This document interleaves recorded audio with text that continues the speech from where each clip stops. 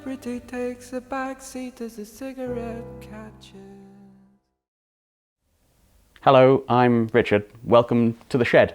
I'm really pleased to be here and spend a little time talking with you. I wanted to share with you a story really that began a few months back during lockdown.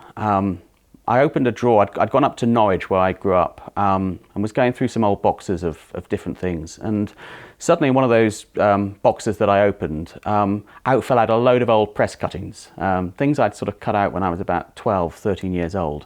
And in and amongst them I found this, and it was a postcard from 1987, designed by someone called Stephen Martin, who was aged 15, from Campbell Hill High School in Paisley. And it was the poster design that year for the Edinburgh Fringe. And that was also the first year I came up to the Fringe. I grew up in Norwich. I discovered theatre in Norwich sort of by accident. My school, you couldn't do drama.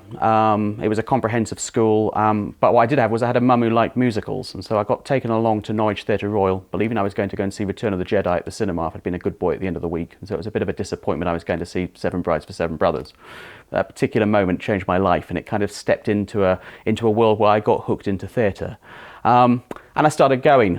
Most of the time I was there at school and at home. A lot of people, didn't work in the theatre, had any access to the theatre where I grew up.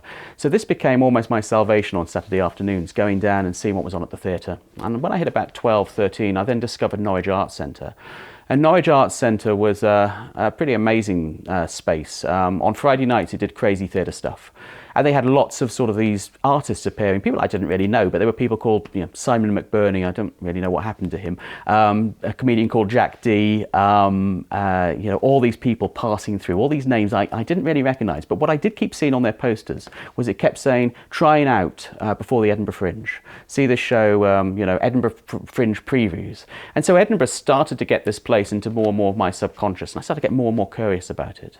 And if you grew up in the 80s in the UK, you'll know that there was only 4 TV channels really to watch in the UK.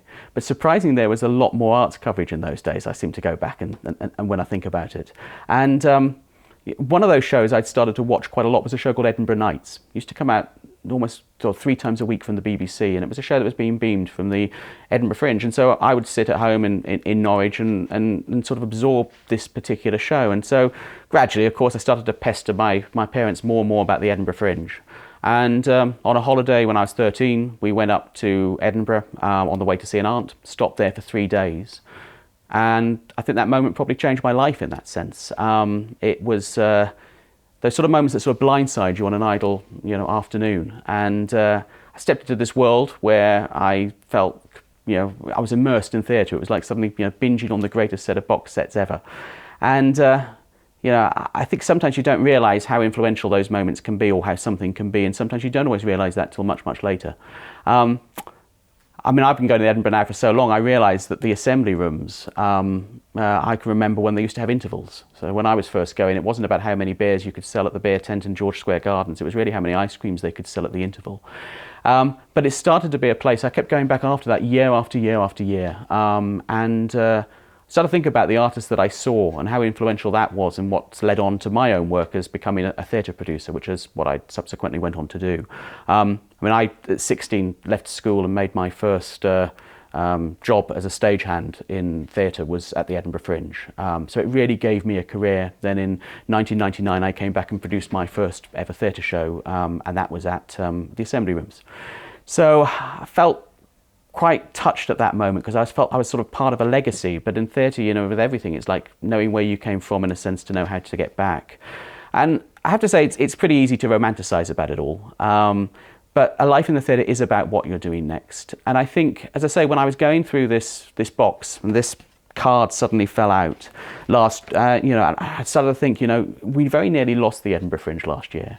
And actually, the importance of it, and I think COVID and the pandemic has made you realise that a lot, that the importance of things and cherishing things and things that we connect with and things that we want the future of an industry to connect with going forwards, that's something that's given you a lot, so much in the work that you've been doing is something that you want to protect for that next generation coming forwards, and you want them to embrace it and grab that journey and take it in the same way.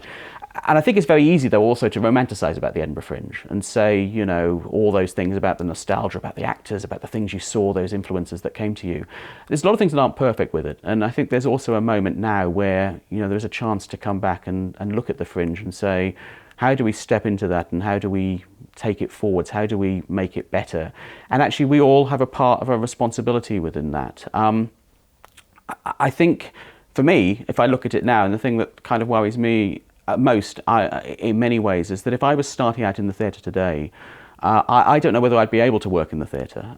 Economically, you know, you cannot get into an industry where you've got to have a trust fund to be able to make it in the theatre industry. And I think there is something within that, and actually at the grassroots of the Fringe especially, where we harbour so much talent and grow it, that we need to really be thinking about how we build that and how we come into that. And I think beyond COVID, I think the Edinburgh Fringe has a very important role in which to play within all that, particularly within training.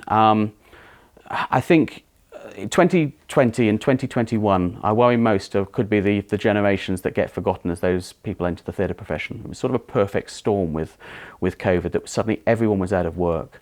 And there was a point where there was a responsibility there to play in all of that as we come back to it. And I think the Edinburgh Fringe really needs to get itself back at the front end of the conversation. I think one of the things that worries me most about the Edinburgh Fringe, and looking back on it in more recent years, is also that we don't end up in a situation where we see a culture of abandonment. You know, we've sort of, in a sense, we've become a throwaway society in a lot of ways. And I think that's particularly prevalent at the Edinburgh Fringe. You know, a lot of people ask me when I talk to students and people, can you still make it at the Edinburgh Fringe? Can you get discovered?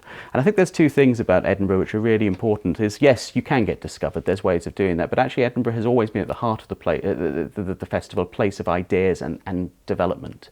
And I think it's the development that's the really important thing. And quite often when you come to the Edinburgh Fringe, you know, you bring up your show, that wonderful feeling on the day before the Fringe begins that you're just full of expectation and full of hope. And actually, you know, it doesn't always work out in that way. You don't always get those reviews. You don't always get what you're hoping for at the end of the Fringe. But also there is an attitude where if you haven't had 5 stars or 4 stars, the show's not any good. It's time to put it one side, forget about it, what are you going to do next year instead? And I think the culture of abandonment is a very, very dangerous thing, and it's something that we need to think about quite carefully, because actually the Fringe at its essence should be a place where it is developing, where you come, you grow work, you experiment, and you see where that goes. And I think there's a responsibility across all of us. There's a responsibility across industry, there's a responsibility audience, presenters, you know, the media in that way, to sort of look at it and how you get back to the basics within all that.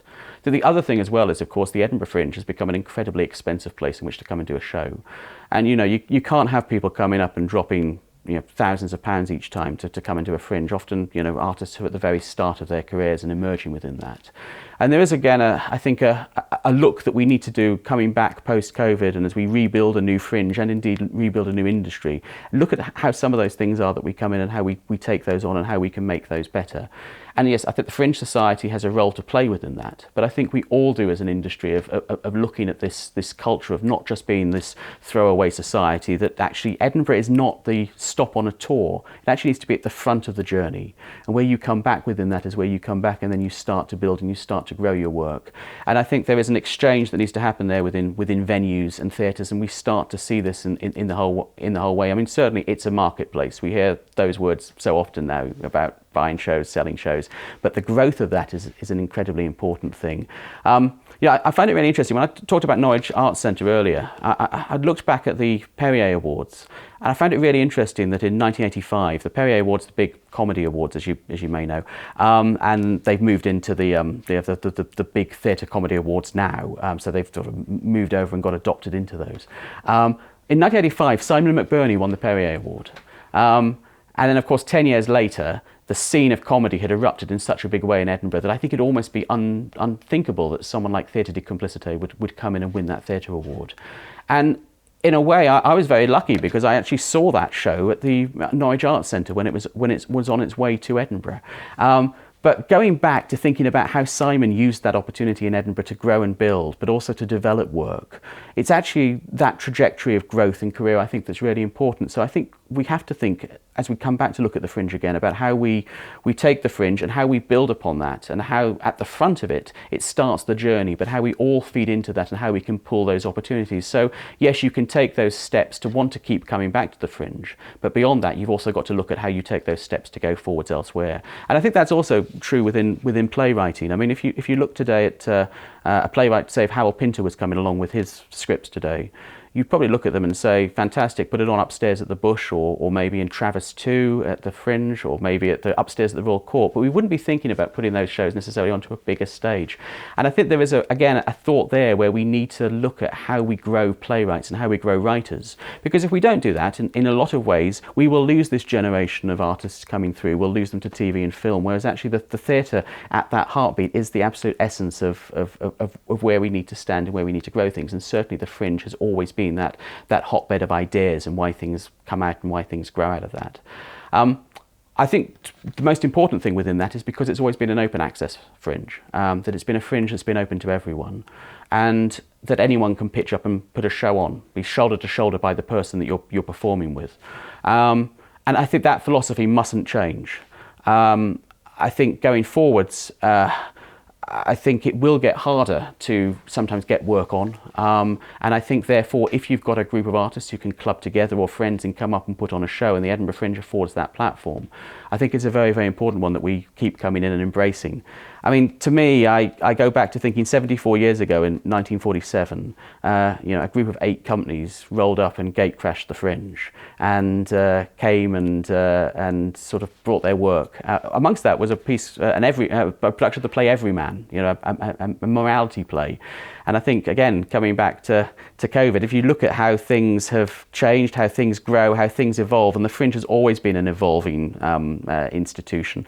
In a way, it's it moves from place to place, from area to area of the city. You see certain movements and certain waves that happen, and it comes with each generation that sort of comes and adopts that and grows it and builds upon it and makes it their own. And to me, I think the most exciting development possibly in that, which maybe even in a modern day sense puts us closest to 1947, is the arrival of digital, is the arrival of that fact that suddenly you can have something like this, the Shed, and in a way you can actually come in and you can be a group of artists, and even if you haven't got necessarily the money to come to the Fringe, you've got the ability to come in and possibly be part of it. And I think it actually is a really important development that actually takes us closest to coming back and maybe staging that sort of guerrilla movement or that revolution of coming back and taking it back. If you've got an iPhone or you've got access to something quite easy that you can film, you can actually come up and you can actually present a show up here. And I think for me, during the pandemic, amongst many of the challenges, it was one of the most exciting things to see was how independent artists came out very quickly and much faster actually than organisations, because they were able to come out and embrace digital in a particular way and actually show that as an art form, it's a component within the theatre scene and the theatre ecology that I think will become a very prevalent one now in years going forward. It's not the saviour of live entertainment by any means, but it does mean that we are actually at a position where we actually possibly can grow art and grow creativity in a way that may also actually help the Fringe and take it back to those grassroots and that essence of development and creation. And I think obviously the canvas of Edinburgh, as many cities do where fringes play, and I think, as I say, the global Fringe is something that's a very important thing that I hope will grow considerably over this period of time, but it relies on all of us to sort of embrace that and cherish it. In a sense, I've always been interested when I look at creativity in cities as to why some cities are more creative than others. And I think sometimes it simply comes back to the DNA of that city. If you look at Edinburgh, why does the Fringe work in Edinburgh? Why does Dublin have that crowd of a great festival and a great Fringe? Why does Brighton? In a way, I think sometimes it comes back to the fact that there's always been this culture where if you've got cities that are more accessible by foot, where people walk, where you can have a good transportation system, where you've got a strong cafe culture, you actually breed cultural collision, and out of that you breed ideas and you breed conversations. And I think that's why often around the world you will see some cities as a result of that being more creative than others. In a sense, Edinburgh has always had that essence, so actually its step into creating a fringe and how the festival grew was really merely an extension within that. And I think now, obviously, with digital coming into that, there's also this gateway that we can open that out and we can open it wider and we can embrace that in a particular way. And so I think that essence will become a really, really important one. I'm looking forward to getting back up there. I've really missed it, actually. And as I say, when I looked in this drawer and I found this card, I kind of, as I say, sort of felt like I was looking at my 13-year-old self in a way, standing looking at that. I don't know what he'd say to me if I was standing here. I think he'd probably say, I hope you're looking forwards and not looking back. And I think that, for me, with the Fringe going forwards, is the most important thing, that we are all in it together. It's a word I've heard a lot during COVID. I think it's very easy to throw it around, but it's one that we all need to remember. And if we care and we cherish for it, then it's something that we all need to recognise that we have a responsibility to, both for the next generation that comes along, the groundwork that we lay for that. The water's very warm, so we need more people to come and produce at the Fringe. But also we need to look beyond that, going forwards with protecting it for the journey of the time that we are in it, so that we serve it for that next generation that comes through. And I hope you will too. I hope you'll come and watch some of the shows. I hope you'll see some of the digital stuff. I hope you'll come and see some of the live shows. And happy Fringe going.